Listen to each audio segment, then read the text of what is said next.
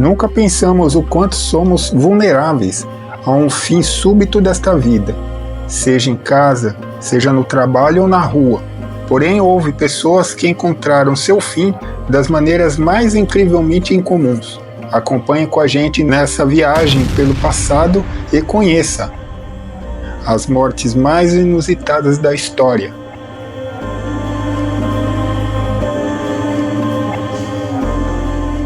Em 620 a.C., Grécia Antiga. Drácon, legislador ateniense, estava em um teatro na cidade de Egina para assistir a uma peça. Muitos admiradores seus o presentearam com mantos que era costume se jogar na pessoa homenageada. Acontece que no caso eram centenas de pessoas e a chuva de mantos o cobriu. E ele perdeu a respiração e, por incrível que pareça, faleceu sufocado. O fato inusitado é citado em várias fontes da época.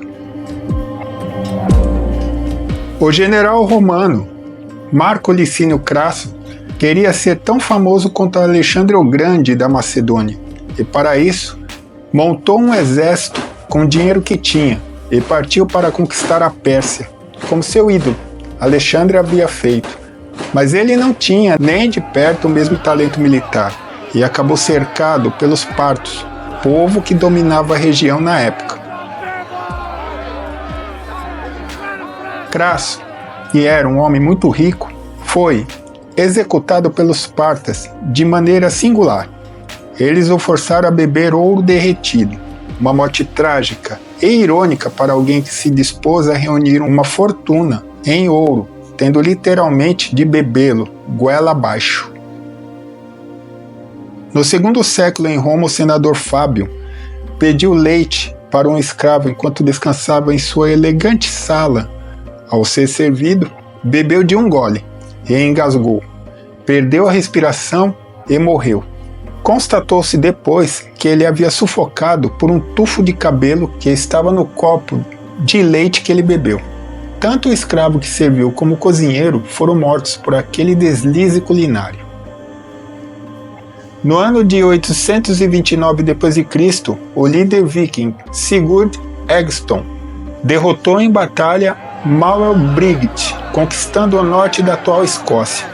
Então mandou decepar a cabeça de Mael e pendurou-a na sela de sua montaria, como um troféu bizarro. Acontece que os dentes de Mael roçou na perna de Sigurd e abriu uma pequena ferida, mas aquilo infeccionou com o tempo, e o que parecia algo sem importância se complicou. Ele caiu acamado com febre e acabou morrendo semanas depois. Foi realmente uma vingança póstuma de seu inimigo Mael. Em 1135, o rei Henrique I da Inglaterra veio a óbito, não por ferimentos de guerra ou por doenças bem comuns em sua época, mas de lampreias. Isso mesmo, costumava-se comer isso, era seu prato favorito, mas comeu tanto daquela vez que teve uma intoxicação alimentar e acabou lhe dando cabo da vida. Aragão é uma região da Espanha e por um breve período de tempo foi um estado independente. Em 1410, seu governante Martim I estava reunido com sua corte e, em meio a muita bebida e comida, pediu ao seu bobo da corte que o entretesse. A certa altura, o bobo contou-lhe uma piada, e essa piada realmente deve ter sido muito boa mesmo, porque o rei começou a gargalhar incontrolavelmente, até perder a respiração. Uma indigestão se somou a isso, e Martin passou dessa para melhor ali mesmo. Pode-se dizer que ele de fato morreu de rir e de indigestão, por comer que nem doido.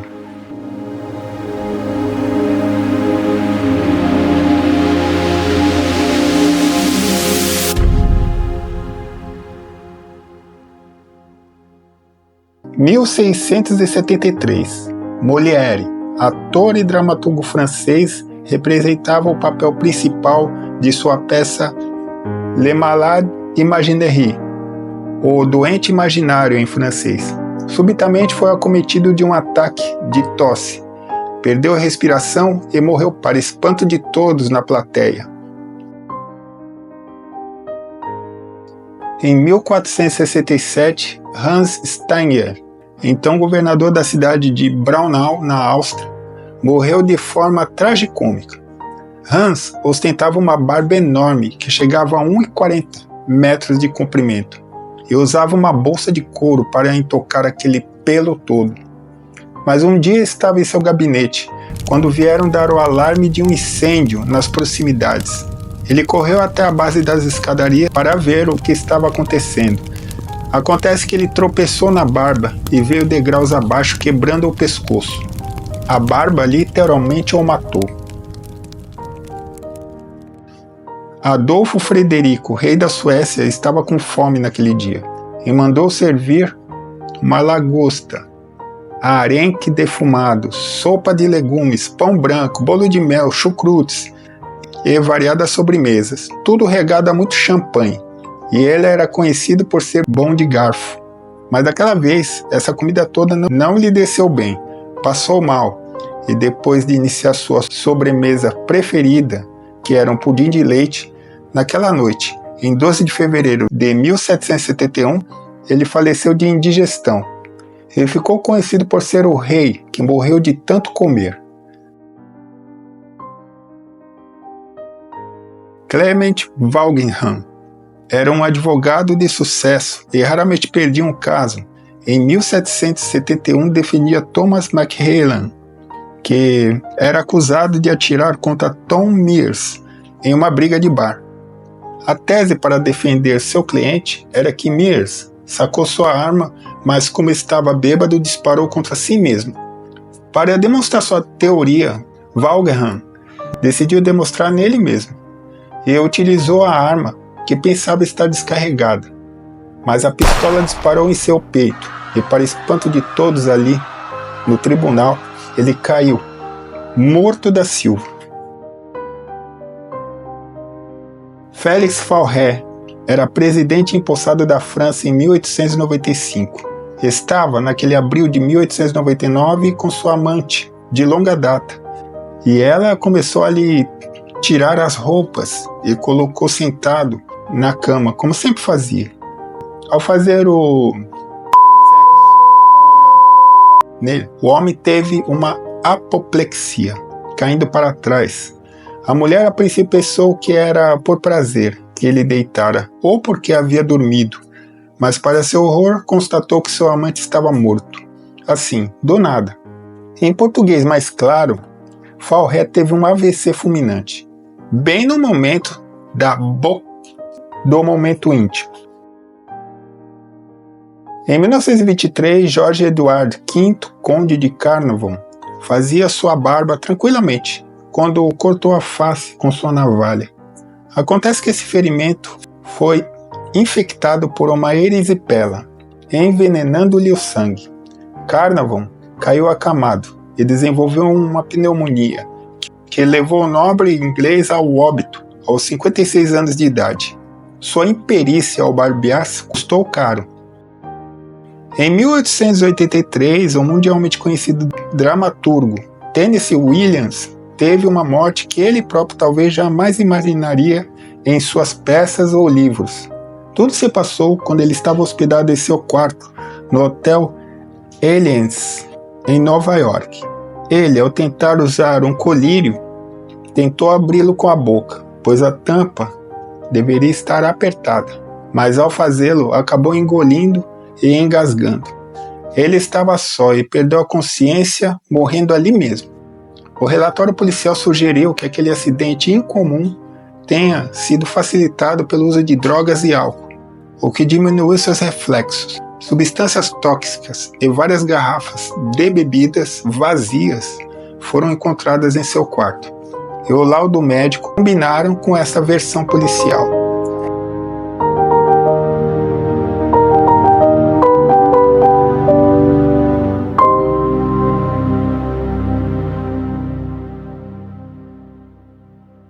Gary Roy, um advogado de Toronto, Canadá, trabalhava no Toronto Dominion Center.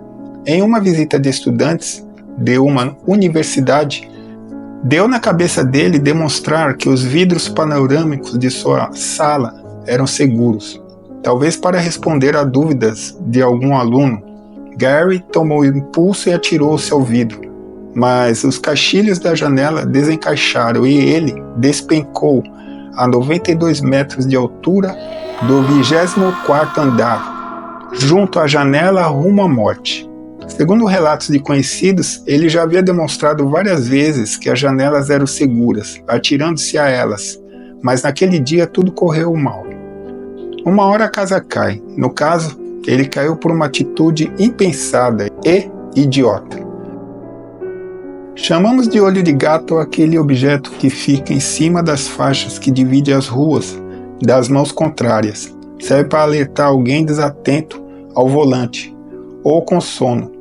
E tem um material refletivo que brilha à noite, pois este objeto de segurança causaria a morte da DJ britânica Canistri Olusana.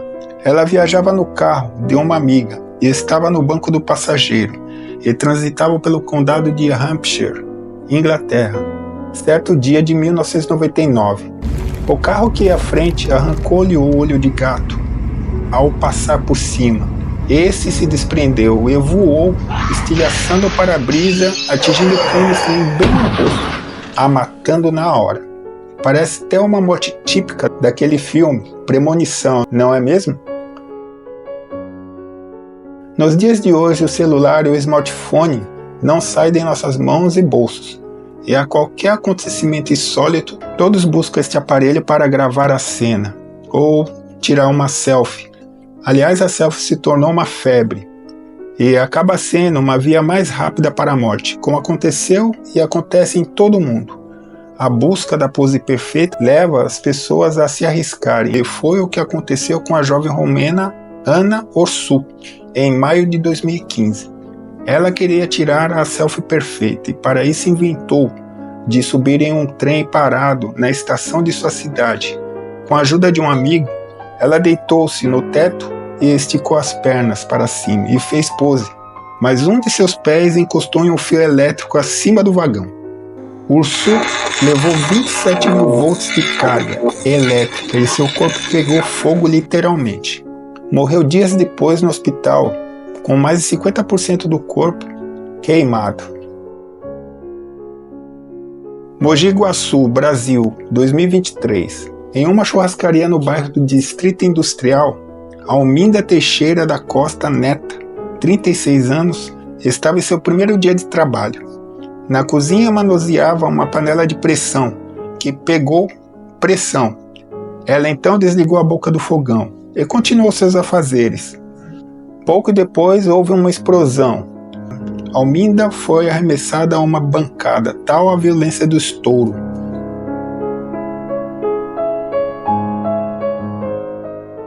Quando o SAMU chegou lá, ela já havia ido a óbito. Esse tipo de acidente é mais comum que se pensa. No Brasil são 1.200 explosões anuais, segundo a Associação Brasileira de Proteção ao Consumidor. Mas na real, quem imagina perder a vida assim?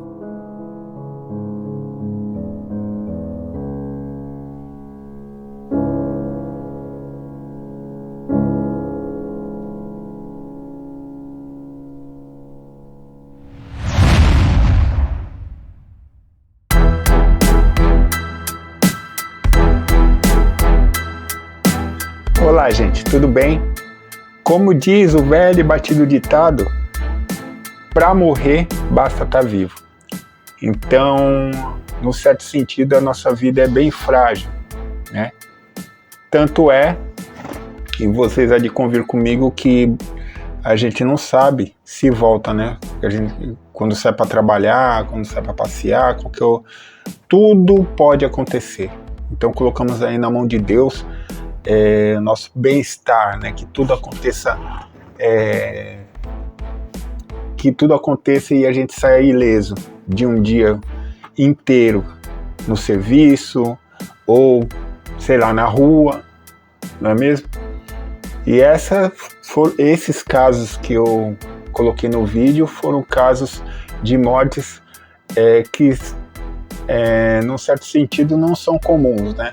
Não são comuns, com resultados tipo indigestão, tiro de arma de fogo, eletrocução e até explosão de panela, né, de pressão. É que as pessoas se colocam muito em risco, né? Então, por exemplo, no exemplo da selfie, querendo tirar selfie em beira de penhasco, inclusive a selfie já mata mais do que ataque de tubarão ao redor do mundo. Então, espero que vocês tenham gostado. Deixem o like, compartilhem, comentem, ok? A história vive no passado, no presente, moldando o futuro. Valeu!